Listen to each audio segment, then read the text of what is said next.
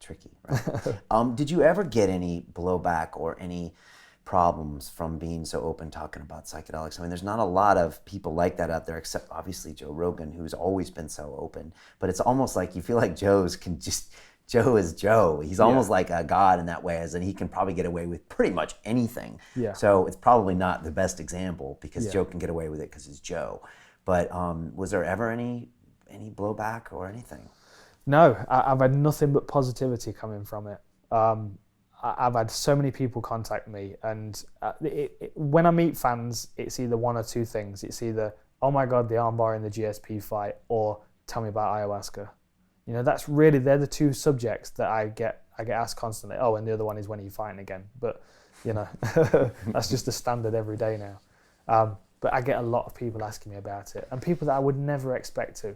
I've had conversations with people through all different kinds of social networking, through people that have come up to me on the street and said, "Oh, I watched your your London Real podcast. I found it really interesting. And where could I go? What do you recommend?" And you know, it's amazing. It's amazing that the reach that obviously this podcast is having, but also that the medicine's having, because it's finding its way into all facets of life and all lifestyles, and people are starting to become drawn towards it.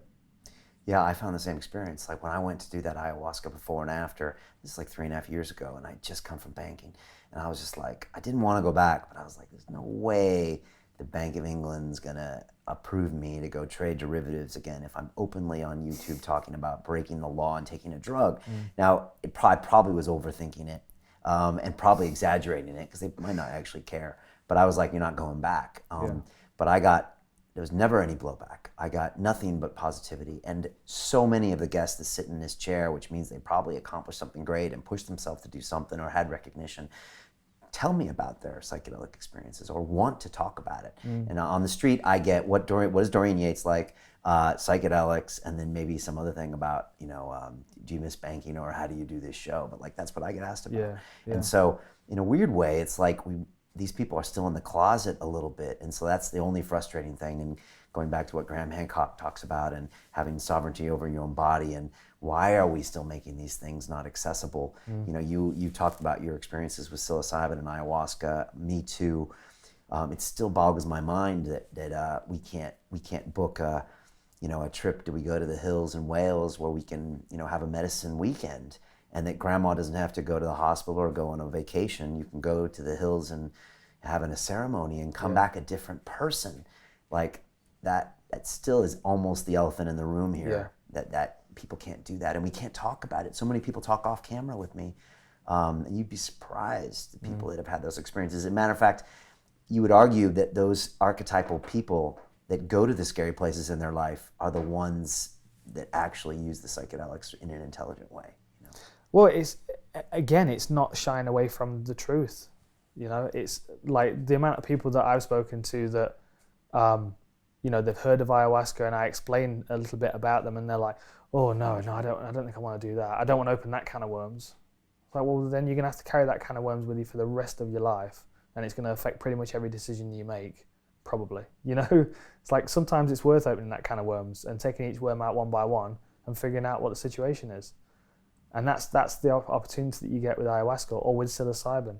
I have had some of the most groundbreaking evenings in my life just laying on my sofa listening to Pink Floyd with 5 grams of psilocybin, and people all over the world gravitate to all different kinds of religions and movements and this and that, and I'll call it religion if I need to, if that's what's going to get it acceptance. But it blows my mind that this is something that grows from the earth. It's something that we can take from the earth and consume as it is growing out of the earth.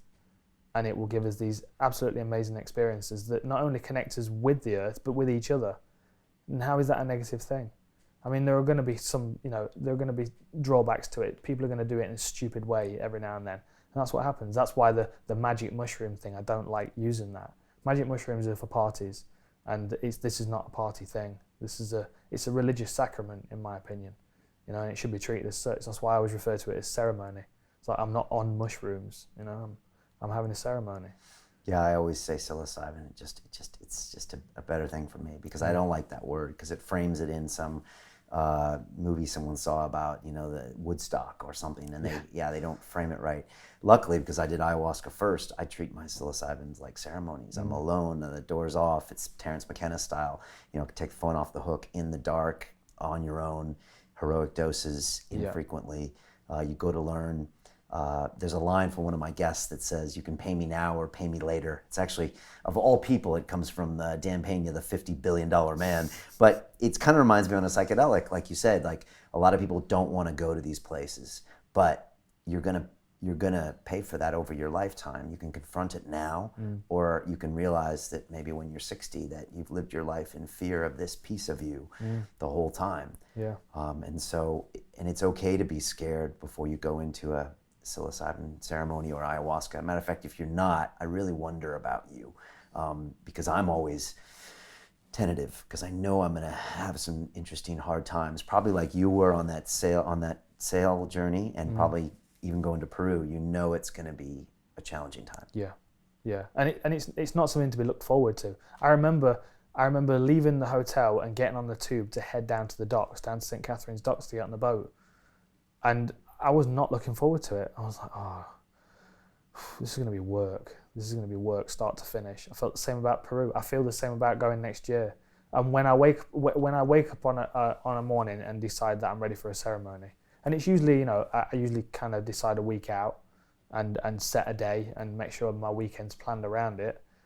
But I certainly don't wake up on the day like, yeah, this is going to be awesome. You know, it's not like driving race cars and you know, doing coke. This is not.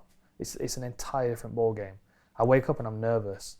I wake up like it's a sparring session, but like I'm going to be facing the most difficult, most tricky, and most complex opponent that I'm ever going to be facing. You know, Joe Silver bought me a book a while ago. He bought me and Chris Lytle the same book, same week, Fight Week, and it's just a little book. And he said, I want you to read this, both of you, and I want you to have a conversation with me about it afterwards. And I've had some really long, good conversations with Joe Silver. He's a really interesting guy. He matches the fights for the UFC. Yes, he does. Right? Yeah. He's done that for 20 years or something like that. His knowledge of the sport's amazing. But how it doesn't take over every aspect of his life, I don't know. He seems to have time for so many other different things. And he's such a well-educated guy. And he bought me this book. It's called The Myth of Free Will. And I read it. I remember reading it Fight Week. And when I got to the end of it, I kind of felt a bit depressed. And the book is basically telling that you don't have sovereignty over your decisions. All your decisions are made by a complex series of calculations based on experiences that you had early on in your life. And I thought to myself, well, so then it doesn't really matter what decisions I make, because the decisions are kind of made for me. On a subconscious level, I already know what the best option is, because I've already weighed it up. It's not a sporadic decision like I think it is. I've already weighed it up in my head, in my subconscious, and I've made the decision based on that. So then I thought to myself, well, if those decisions are being made based on experiences that you had earlier on in your life, you may not even remember some of those earlier experiences that you had in your life. I remember I was getting into a really deep spine stretching session in yoga, and had this flood of emotion about a martial arts class that I had taken when I was 6, 7 years old, where my instructor used to bully me. And it was almost like... To watch the rest of this fascinating interview, click on the link below and go to londonrealacademy.com. There you can sign in with your social media login and watch the rest of the episode for free, along with all of our episodes on London Real, my webinars, and all of our premium content, all located over at londonrealacademy.com. So click on the link below, you'll be directed there, and you can watch the rest of this fascinating interview, and I'll see you there.